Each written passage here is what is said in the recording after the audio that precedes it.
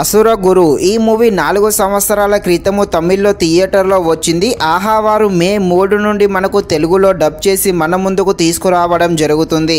Movie run time వచ్చేసి 2 hours లోపే ఉంటుంది. మూవీ యాక్షన్ థ్రిల్లర్గా సాగుతుంది.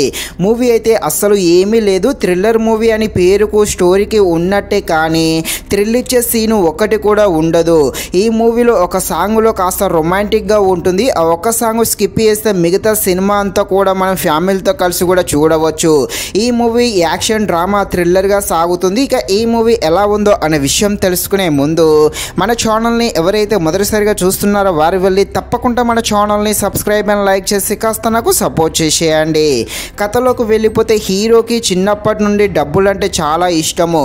దానితో మన హీరో డబ్బులు చూసి చాలా సింపుల్గా ఆ డబ్బులను దొంగతనం చేస్తూ ఉంటాడు.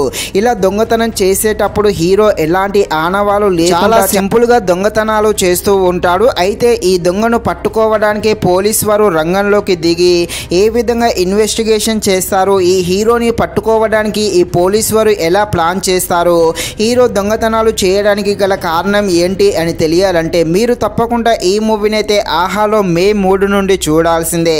ఈ మూవీని అయితే చూడకుండా ఉండడమే బెటర్. దొంగ పోలీసు ఆట ఉన్నా కూడా అంత థ్రిల్ అయితే ఈ మూవీ ఇవ్వదు. ఇలాంటి దొంగ పోలీసుతో ఉన్న స్టోరీస్తో ఉన్న చాలా మూవీస్ని మనం చూడడం జరిగింది.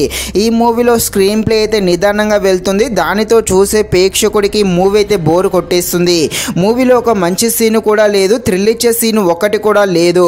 ఇక ఈ మూవీలో మెయిన్గా సెకండ్ హాఫ్ అయితే చాలా బోర్ కొట్టేస్తుంది. ఫస్ట్ హాఫ్ అయితే కాస్త పర్వాలేదు అనిపించే విధంగా ఉంది. బ్యాక్గ్రౌండ్ మ్యూజిక్ కూడా అంతలా ఏమీ లేదు. ఫైనల్గా మూవీ అయితే ఒక రాడ్ మూవీ అనే చెప్పవచ్చు. ఇంత చెప్పినా కూడా ఎవరైనా ఈ మూవీని చూడాలి అని అనుకుంటే